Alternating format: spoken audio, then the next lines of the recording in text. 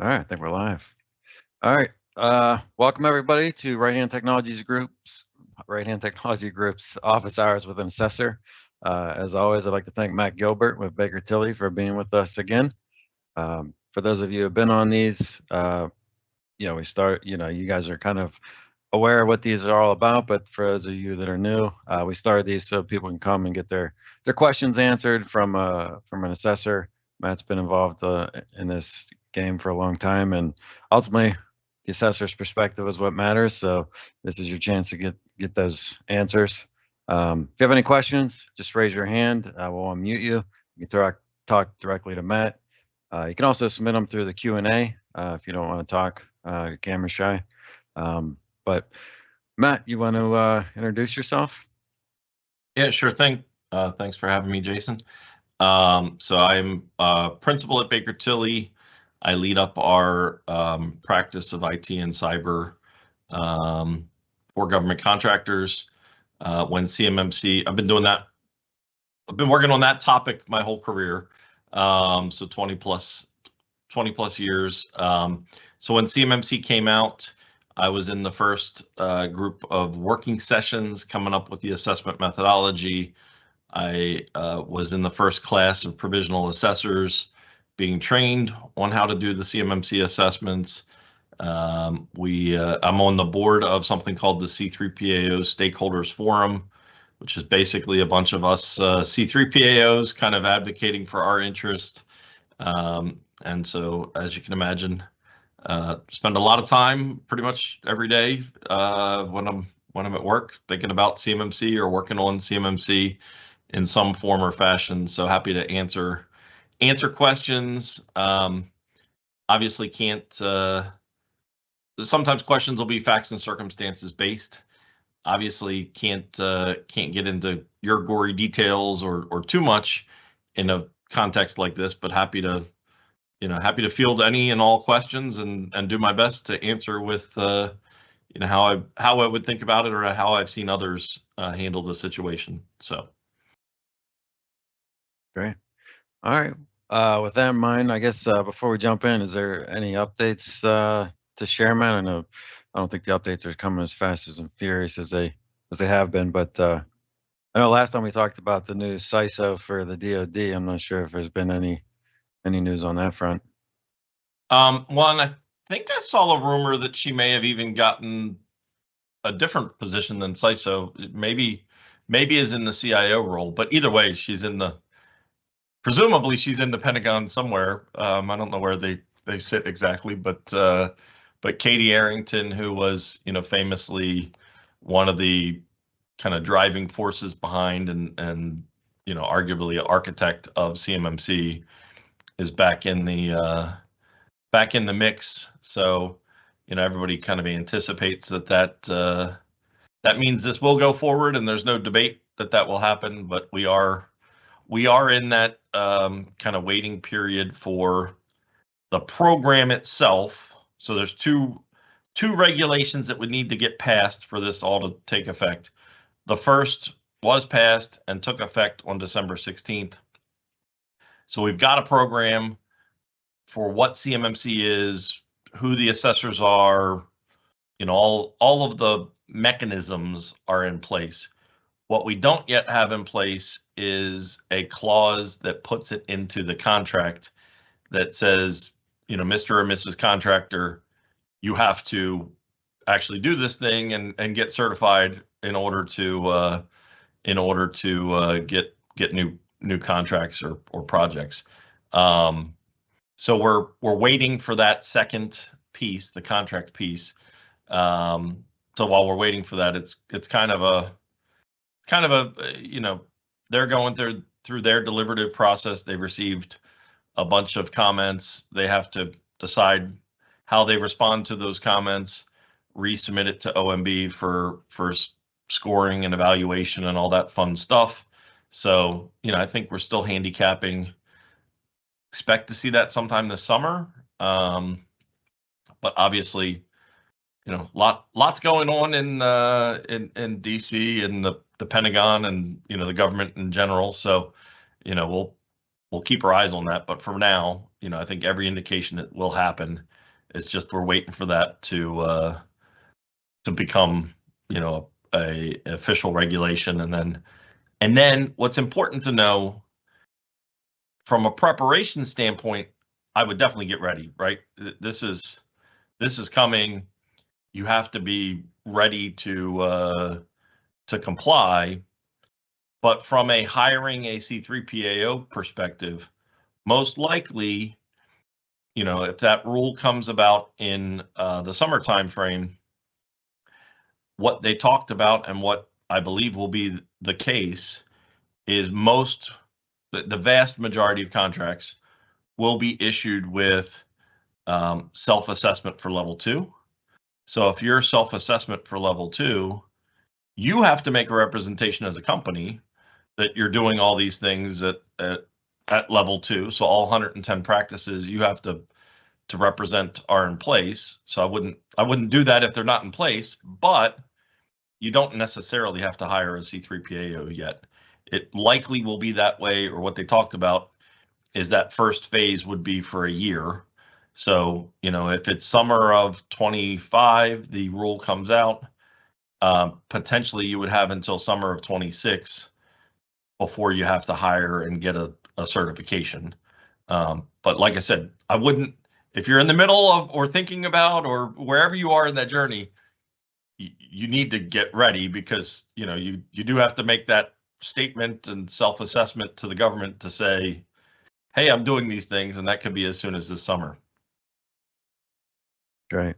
I forgot to mention, I usually mention it at the beginning, but Matt doesn't work for Right Hand Technology Group. So if you want to work with Matt as your assessor and we help you with CMMC, get ready for it.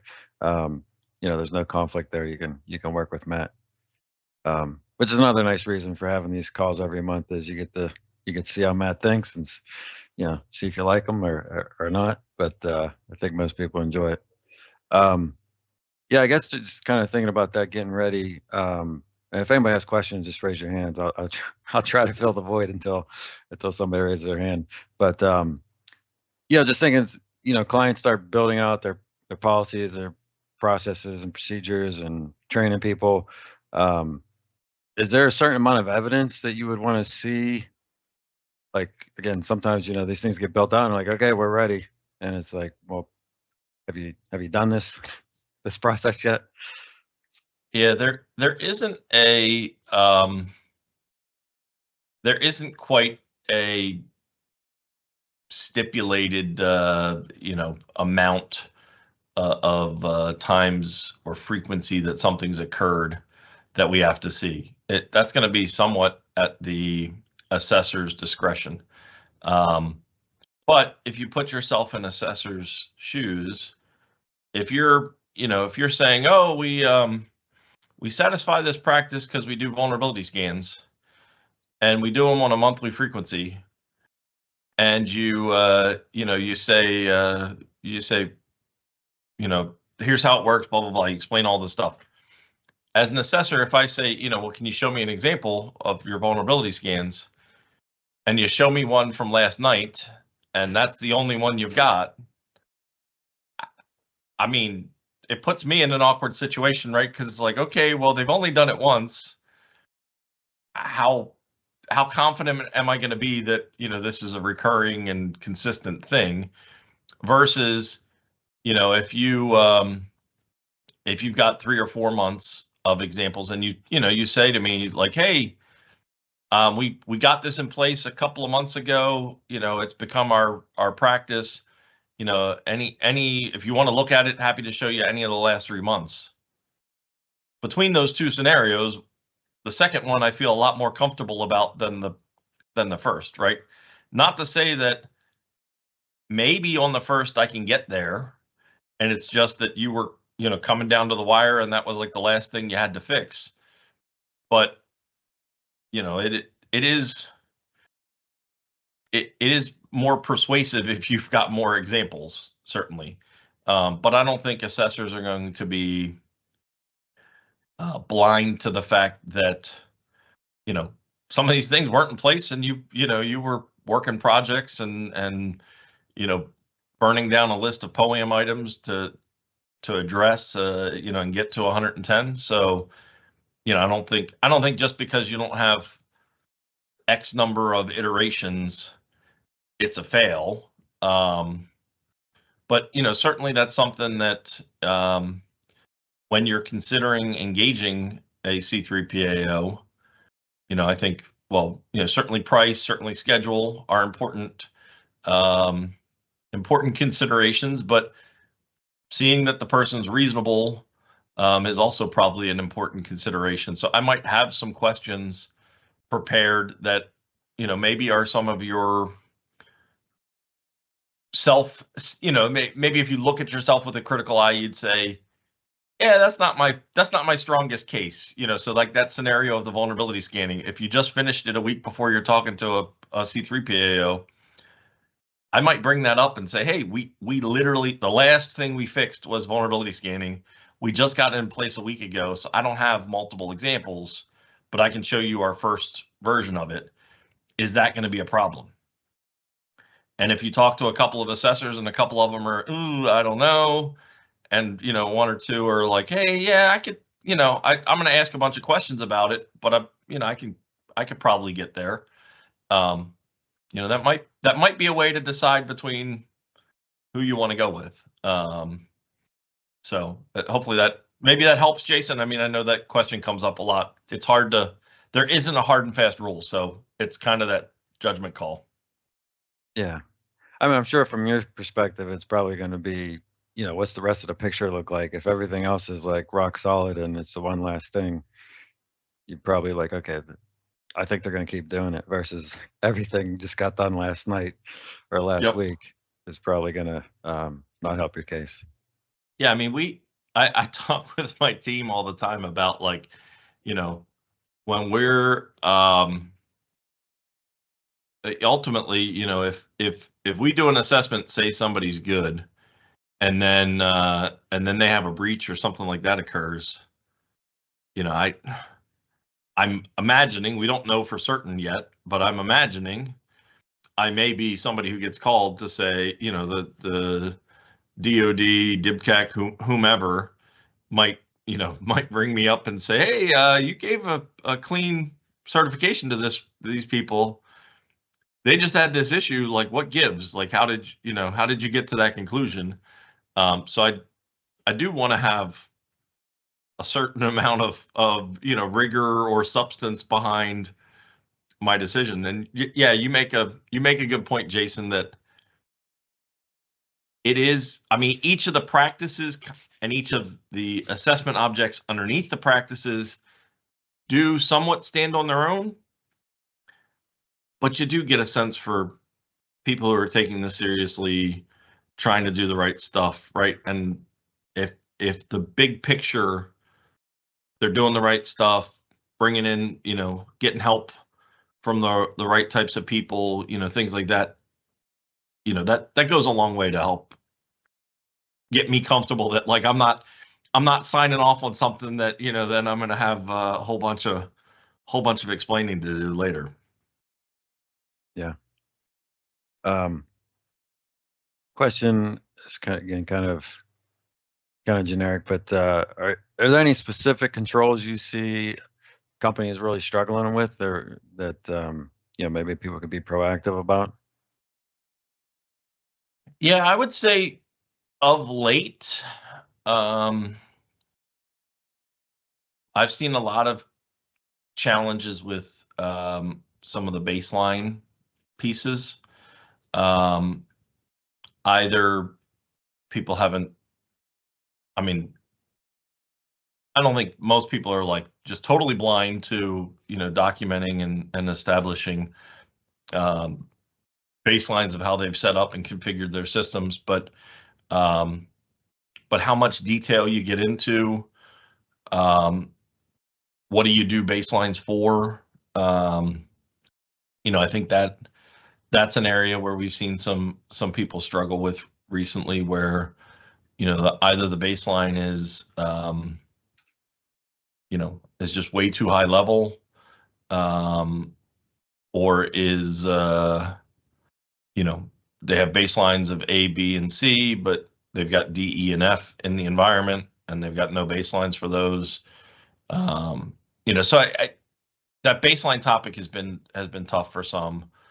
I've also seen some use of templates, which templates are not inherently bad, but if the template doesn't match your environment, well, that gets pretty awkward pretty quick, right? Because, you know, that's your baseline, and yet you don't follow your baseline. That would be weird. So, you know, that's come up. Trying to think. I mean, MFA is, I don't know that MFA has been super hard, other than it's, you know, a lot of people, that's something that they've been working to get in place. You know, they've had it in place for maybe portions of their environment, but like getting it in place for all the aspects that need to be covered has been on a lot of people's POAM lists. Trying to think what else. Seen an uptick in the last month or two around CUI flow diagrams, and kind of being able to articulate where CUI enters your environment, where it, you know, where you store it, who you share it with, you know, all those kinds of things. Yeah, I think that's something that some organizations kind of have missed the mark on, and are trying to tie up, you know, loose ends, or you know, things they're trying to get ready. I don't know. Those are some of the ones that come to mind. I mean, I don't know that I've done like an exhaustive study or anything more scientific than just kind of what tricky topics have been on my radar in the last month or two. Gotcha. So we got a question here from Daryl. And Daryl, if you want to speak directly, you can raise your hand. But we self-assess annually and upload the SPURS. When we move to third party, how often will we have to reassess? Yeah, so that's a great question. So presumably, we're going to have this kind of in-between period. So there could be some contracts that you are under that will require you to post a SPURS score, and will not require you to get CMMC assessed. So like, let's say today you sign a 3-year-long contract. Well, that contract pre-exists the CMMC clause. So presumably 70/20 would apply, and you would need to maintain posting a SPURS score. So I would probably sync up my CMMC assessment with my SPURS score. So, you know, like if you win that contract today, you're going to be performing in the next 3 years. And let's say this fall you choose to get CMMC certified. That CMMC certification date, I would probably also go update, presuming you are successful, get 110, I would go update my SPURS score at the same time. So there's going to be kind of this period where those two coexist. Eventually, I think the SPURS score is going to, you know, kind of disappear, because, you know, after a point in time, any new contracts going forward are going to have CMMC requirements, and so you're going into SPURS not to post your score, but you're going into SPURS to either, you know, do your affirmations, that kind of thing, or that process. The process will be slightly different. So once we're fully in the CMMC world, you're going to do your certification. The certification is good for 3 years. So on the off years, you need to go in and affirm that you're still doing these things. So presumably you're still going to be on that annual frequency. What I think gets somewhat interesting, and we'll have to see exactly how the contract clause is worded when it comes about. But what they talked about in the draft, and what I think from a practical standpoint is going to be the case, if I am a contracting officer and I am awarding a, you know, longer term contract, let's say I'm awarding a 2-year contract, I think I'm going to specify that I want somebody's CMMC certification to be good for more than 6 months or something like that, right? So, because it'd be kind of awkward if I award the contract to somebody, their certification is then, expires a month later, and they fail to renew their certification. That puts me as the contracting officer in a really awkward spot, right? Because they're barely getting started on the contract, and now they're not allowed to perform on the contract because they don't hold the certification. So if I were a contracting officer, and I suspect what might happen is you may see language in proposals that say have to be CMMC certified with a certification period that that has a runway of more than X months or something like that. Well, now that just by practice, it turned my good for 3 years certification into a good for 2.5 years or something like that. So that'll be interesting to kind of see how that plays out. I mean, again, technically or academically, it's good for 3 years. You've got the off years that you have to make those affirmations. But if that starts to throw off your timing, that's something to think about. The other thing I've been talking to a lot of organizations about is in those off years, you are making a claim to the government. So you are, I think we talked a little bit about last time, when you go into SPURS, that language that they have, talks about, I'm affirming that we do these things under the penalty of, a criminal penalty and false claims and a lot of scary language. So I would not be making that affirmation lightly. I would have some support behind that affirmation, that we did an assessment and that assessment was done by somebody who is appropriately trained and skilled to do such an assessment before I go, clicking a button and signing my life away. So I would suggest, you may need to hire that out if you don't have those people on staff. Well, by the time you've hired it out, does it just make sense to get a certification each year? Because if you end up spending just about as much as it is for the certification, why not just get the certification? And then the certification's, always got at least a 2-year runway on it. Because if those contracting officers start bumping up how much time or runway they want in those proposals, well, you're always going to be, no more than a year old. So you've got a full 2 years. Some of that's speculation and some of that's going to be, obviously, I'm sympathetic to organizations weren't planning to or don't want to incur more cost than they have to. But it's sort of like insurance, right? You can buy more or buy less. It's a risk decision, right? So how frequently you want to and how frequently you want to get your certification renewed, or if you want to do those self-assessments and click that button with putting your own neck out there, that's kind of your call. But those are factors that I would be kind of thinking about in thinking about the frequency in which we do that. But Daryl, is that, I don't know if that fully covered the question, or if you have any follow-ups, please feel free.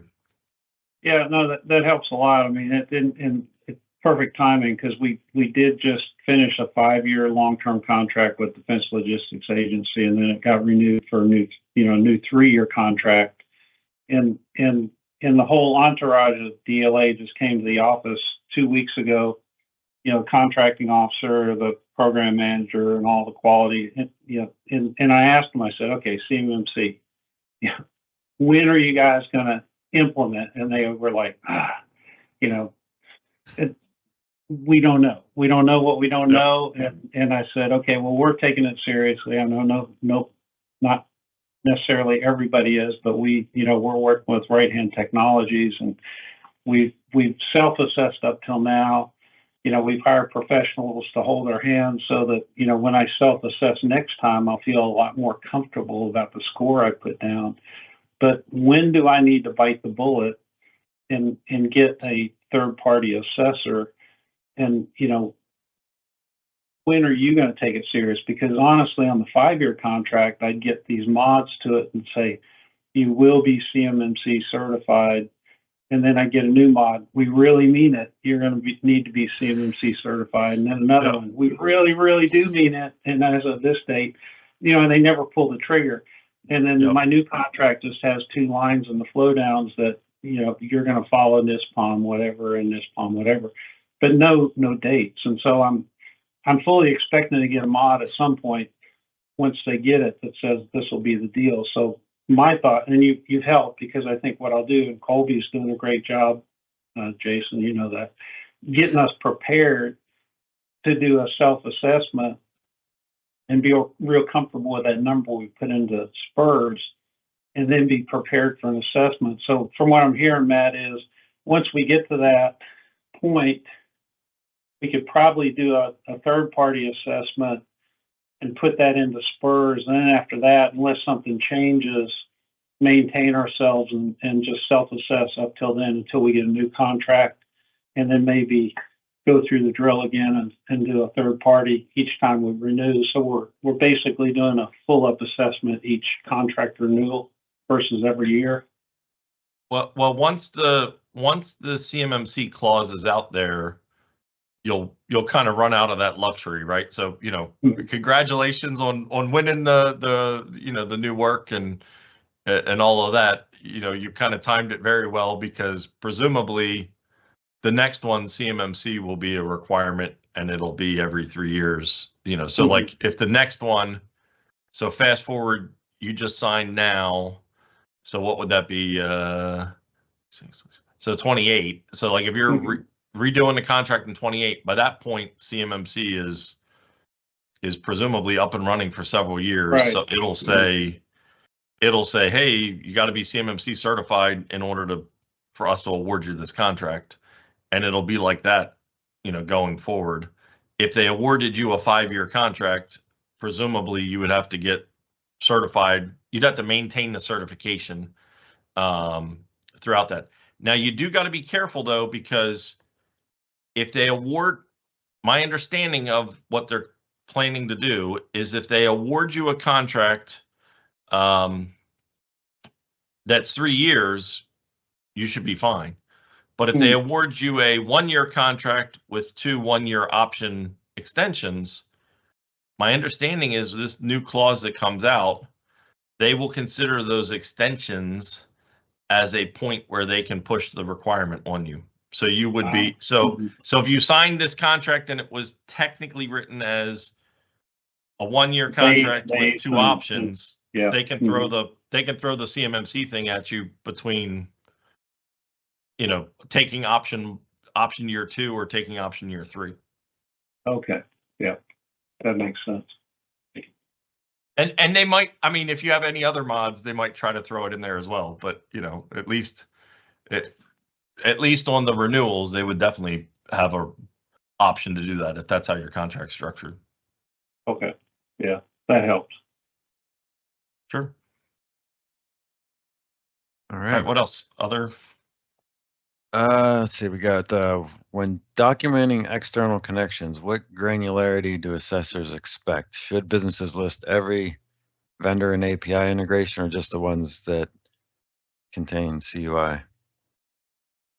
Yeah, this has come up a couple times, and technically, if you were slightly overzealous and read the way it's written, like every website you go to is theoretically kind of an external connection. I am connecting to to Google or or whatever website I went to, but as an assessor, I don't want to see a list of every website you visited for sure. So I would say what I kind of tend to think about is people that can access your environment without you first initiating, right? So for instance, right, like I go to a website, I go to that website and make a request. It sends back its content for me to then view it in my browser. I initiated that. Now, if I create a hole in my firewall because I'm allowing, some vendor to be able to do health checks on some piece of equipment that's on my network, well, okay, that's a different situation, right? Because they can be the ones that initiate it without me, being part of that process. That, in my mind, is is more what I care about from an external, connections perspective. I would suspect in this day and age, many are not going to have a whole bunch of external connections, but it's going to be that's a place where I would definitely, it's going to be very facts and circumstances based. I mean, I think that rule of thumb of like, if they can initiate or you've created a hole in your protections for them, then it goes on the list. The other stuff is probably shades of gray, and that's would need to ask like 5 questions to clarify or decide. But I think a lot of organizations probably are. I mean, most security professionals are trying to eliminate holes in the firewall or unfettered inbound connections, because just poses too much of a risk. So I would think many organizations aren't going to have many to list, but obviously facts and circumstances apply. Yeah, we use a piece of software that monitors SaaS applications, so we can kind of like software inventory. And I mean, it adds up really, really quick. You're talking about hundreds and hundreds. Yeah, for example, I use Adobe Acrobat. Well, Adobe Acrobat checks in for its license, so then that shows up in the list, and it's like, what, does this need to be on the list or not on the list? All it's doing is getting a license. Yeah, stuff like that, it wouldn't. I mean, this is where we start to go down that slippery slope of facts and circumstances. But like in that scenario, it's not going to go poll for a license unless you launch the piece of software. I don't know. In that situation, I'm not counting that as an external connection because you initiated it, responded. That's kind of, in my mind, along the lines of a connection, to a website. Technically, you initiated it, responded, but I don't, like I said before, I don't want every website you go to. Yeah. Okay. I had an interesting conversation actually yesterday with a company that had, this probably just be an interesting question, but they're actually sitting on their sister company's network. So they're like kind of housed within a bigger campus. It's a shared infrastructure. They're on a VLAN, but their sister company manages, the access controls, the firewalls, the internet connection, the access points. How much involvement would that sister company have to have in CMMC because of, they're kind of managing that equipment?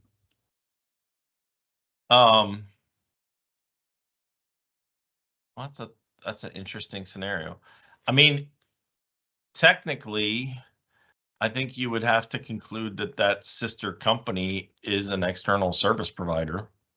I mean, they're not maybe like in the business of, they're not like the same as you guys, like, are in the business of providing technology solutions, but they sort of are providing technology solutions because they're providing that network and I would imagine a lot of the controls are going to be performed or would need to be performed by them if they're being performed at all. So yeah, I would imagine they're going to be, they would need to be part of the, well, they need to be responsible for performing a good number of controls, and then they would need to be part of the assessment, answering questions and explaining how do they perform those controls. Because yeah, otherwise, like, if they're the ones administering the firewall, well, during the assessment, I got to understand how you got your firewall set up. Like, do you have deny all configured? What holes have you allowed? Like all those sorts of questions. I mean, I think that sister company is in your scenario is the one that would have to explain those questions. So I couldn't imagine successfully completing the assessment without talking to them and understanding how all that works. Now, in a slightly different scenario, if that sister company is more or less like providing a hotspot, and the company in question or the company that's seeking certification is not doing it, not transiting any CUI on that network, well then I don't know. Maybe that's more like a like just like a Wi-Fi hotspot, right? And you got a VPN, like all the information is encrypted in VPN or other otherwise protected. Well then, all right, maybe I could argue it's not. But I mean, it sounds like what you're talking about. It sounds like more they do a lot of stuff on the behalf of this other company, so they would be. But I mean, theoretically, if it's more like a hotspot, I'm not putting the internet service provider in scope for most companies, right? Because it's kind of a utility you're consuming. They're not responsible for securing the data. As long as you put the traffic going outbound in an encrypted tunnel or otherwise encrypt the traffic, they're off the. You don't have to put Verizon and AT&T and whoever else in scope. So facts and circumstances, I guess, Jason. I don't know if that's helpful. Yeah, it is, because one of the things we were talking about was you and I have talked about this previously. Like if you're encrypting the file at the file level with fixed file data encryption, and it's crossing their firewalls and their switches, are they're just out of scope completely? Yep. So yeah, I mean the tricky place, like to cut to the chase, a lot of times, like what I will ask about printing, because that's been the downfall of a lot of people. So like I had one organization who was like, hey, my network's out of scope. Okay, like seemed a little strange, but happy to talk it through and hear why you think that. And they said, well, I do everything in GCC high, and all the encryption, I'm connecting via virtual desktop, and everything stays up in the GCC high world, so on and so forth. And so like my local networks, it's out of scope. Like, okay, yeah, that makes sense. Do you print anything? Well, occasionally we got to print some stuff. Is that stuff you print CUI? Well, yeah, occasionally. I mean, that, we got to hand something to the client or give them a drawing. I was like, well, you now just put CUI onto your local network, and most printer connections are not encrypted. I think there is some ways to get there, but most are not. So I was like, you just put unencrypted CUI on that local network you were claiming is not going to be in scope. You just put CUI on it. I can't agree with that. But that's it. But had they said, no, I never print. Okay, well, I guess your argument makes sense, right? Like the CUI was never on the network in an unencrypted fashion. You're good to go. So yeah, I think we talked about that previously as well. The seems like the enclaves could be tricky if you're not thinking of those little details. Or like I know we talked previously about remote desktop, making sure you can't transfer files, that it's 100% disabled, and you can prove it's disabled. Curious if you've come across Linux environments. Have you worked with any clients that are I've certainly seen a Linux environment or two. I'm not a Linux system administrator, but I don't think we want to bore people with that level of detail. But yeah, happy sure. to If you talk. had any particular challenges you see in Linux environments? Well, tying back to the comment earlier about baselines, a lot of organizations. Well, it depends. Some organizations are like, oh, I'm a Linux shop and we've got 50 Linux servers. Great, then you definitely should have a robust baseline. But I've got a number of places I've been to where it's like, well, we're mostly a Windows place, but we got this one Linux server, and we got a guy who like sort of knows Linux, but not really. Like, and we had help from outside to set some of this stuff up. And then you start to ask questions about, well, do you have a baseline? What's in the baseline? And it just starts to fall apart real quick because they just didn't have the, they didn't configure it originally, or they had help when they configured it originally, and they don't really have much experience hardening or securing that Linux server. And frequently in that scenario, it becomes a pretty difficult situation because the baseline documentation is not that great, and or the configurations might not be that secure. So that could be a problem. I mean, but I don't know that that's specific just to Linux. I mean, anytime you're running a system that your team doesn't have a ton of experience with, I think you run the risk of did you properly harden it? It's hard to be an expert in everything, right? So, yeah, I mean, that's the main thing. I mean, I've seen some challenges around, but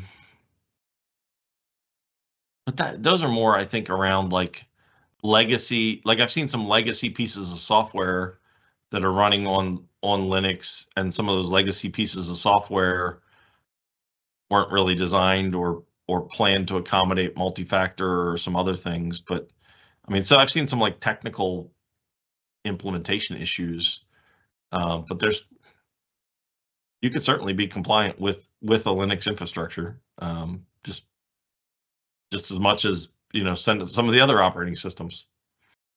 Yeah. Okay. Do you have any examples? I mean, I guess RDS is probably, or a remote desktop enclave is one, but talking to a lot of smaller companies and trying to figure out how to reduce the burden on them. Have you seen like some good ways to shrink? I guess kind of the burden on some of them. I mean, the scope of CMMC follows where CUI exists. So to the extent you can keep CUI to a very small subset of users, systems, you're going to be more successful, right? Like if you're not disciplined and CUI ends up all over your network and on everybody's machine, unfortunately, everybody's in scope. So I think some of it's just in that, in being, being pretty structured in how you handle CUI. Now, invariably, you end up with a question of, well, how do I know how to, be really structured about handling CUI when the CUI is not marked properly, or I'm not sure what is or isn't CUI. That's a tough question, right? I'm sympathetic that, we've been talking about CMMC for, 5-ish years now, and we're still, some of the labeling of documents is still done wrong or not labeled, or, there's still a lot of confusion around that. I think trending better, but, there's still some confusion there. But yeah, I think, an enclave can work, but you gotta, like we were hinting at with the printer, right? You gotta just be smart about keeping stuff like you define a boundary, you got to keep it in that boundary and don't let it, creep out. I don't know. I'm just trying to, like, there isn't a silver bullet. I mean, I suppose I wish there was, and then I'd want to have an investment in whoever makes the silver bullet. But it's sort of the more you can, I guess the best story I can tell from minimizing pain. I had one company that they really were just receiving CUI in order to determine what products to sell to their customer. And we talked through, could you just not be sent that piece of CUI, go to your customer and, look at it in their environment and then tell them buy X, Y, and Z. If you do that, you never take possession of CUI, you never have to deal with this whole CMMC thing. And they were able to kind of work that through with their customer. And actually, I think they mentioned to me that, like, well, it's been nice that, we go over to the customer, we have our relationships better with the customer, and, we've been able to, like, do more business because they know us and we pop by like once a week. Like, okay, well, that worked out well, but I don't know that most people can totally get away with, I don't need any CUI in order to do my business. I mean, but if you can do that, that'd be a great way to do it. Yeah. Okay. What is the best way to ensure that third-party maintenance providers, just thinking about HVAC technicians, external IT support, are properly supervised when working near or on CUI protected systems? Well, I mean, the best way would be to not let them near or on those systems. that would be kind of foolproof.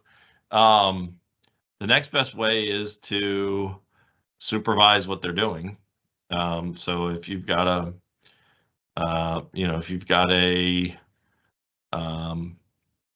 technician coming into your data center to work on something, you should be out. If it's got CUI in that environment, you should be supervising that person or screening them prior to granting them access. So, I mean, it's painful, but you probably have to have some member of the team watching what they're doing unless they've been screened. Now, somebody like a cleaning crew, they're coming every single day. So, you're not going to have a staff person to watch them clean when they come every single day. Like, that doesn't make sense. So for people like that, third parties like that, either you do a background, prior to giving them a badge or access to the environment, you should screen those people, right? Because the practice says you're supposed to screen individuals prior to granting them access to CUI. Giving them access to your facility where you store CUI likely constitutes giving them access. So you should do a background check. Or you should have it in your contract that the vendor does a background check, and you can, ask for evidence of that, or, maybe they make a affirmative statement to you or what have you. But technically you need to screen those people if you're going to leave them unattended. Okay. That kind of ties in nicely to the next question.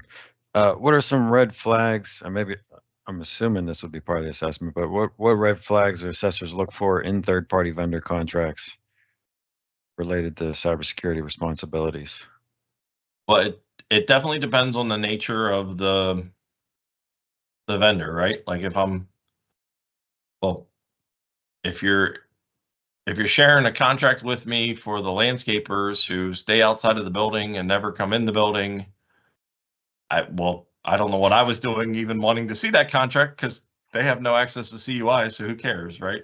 Versus you know, that cleaning crew that they're in the facility after hours, unattended, and if you've got, you know, drawings of CUI sitting out, or, you know, on display on walls, or, you know, what have you, well, you gave them access to CUI. So either I need to know that you did a background check of them, or I need to see that in the contract. Trying to think what other, well, document destruction companies is an interesting topic.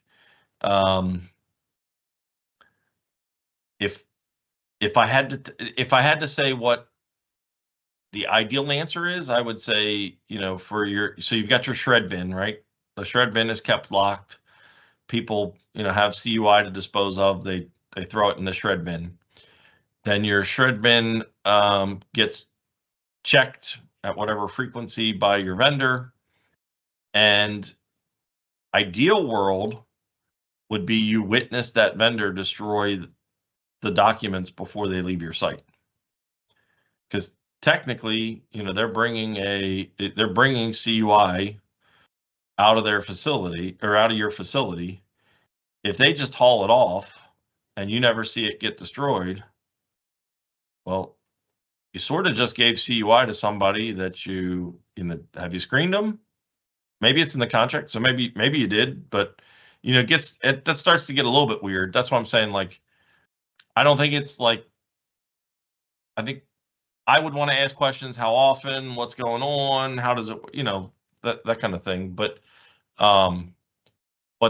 the ideal answer would be, you know, it's destroyed, you know, fully shredded before they leave. Once it's shredded, who cares what happens to it at that point? It's unusable, right? It's if it's properly shredded, nobody's doing anything with it.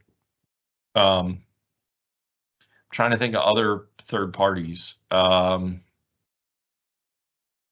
you know, if you've got technology providers, you know, then we start to get into, I'm not necessarily going to be looking for the contract, but if they're an external service provider and they need to be part of, you know, be part of the assessments, I'm going to be looking to speak with them, not read the contract per se. Or if, you know, if they are a cloud service, you know, you might want language in your contract if they promise to be FedRAMP, or, you know, some of the other aspects of you being compliant. I'm, as an assessor, I might not specifically look at it, but just, you know, giving you a little bit of free consulting, I suppose you might want to have stuff in your contract that they're on the hook to do that's going to be necessary for you to be compliant. You might want to have that figured out in your contract, but I'm not going to specifically look at it. Gotcha. What about if they're subcontractors? Are you going to be looking at the contracts for subcontractors for blowdown, or? I'm not looking at, so like subcontractors, no. That's not one of the 320 assessment objects, so I'm not obligated to determine if you properly flow down their clauses.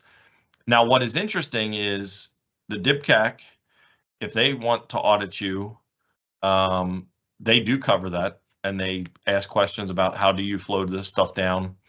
And then if you have if we're straying a little bit outside of my wheelhouse, being a cyber and IT guy, but some of my colleagues help organizations with their CPSRs, contractor purchasing system reviews. So the government will send in auditors to, especially if you've got cost reimbursable contracts, they will every so often send in auditors to see how you are spending government money that's going to be, you know, reimbursed by the government. So they do these contractor purchasing system reviews, and they have added to the work program, looking for DoD contracts, looking for, did you properly flow down the clauses? So, you know, if you weren't, you could get in trouble there. But I'm not going to ding you in a CMMC assessment. It's not part of the scope of the assessment. That's good. All right. I don't really. I mean, I have more questions, but I don't think we have enough time to get into them. So I don't know if Okay. you have anything coming up you want to share, or any parting comments. No, just no, nothing specific coming up. I mean, I think a lot of us are just kind of waiting for that that final contract clause piece. But yeah, I mean, I nothing specific to plug. If you want to talk, you can find me at bakertilly.com/CMMC. But otherwise, nothing too much going on. Great.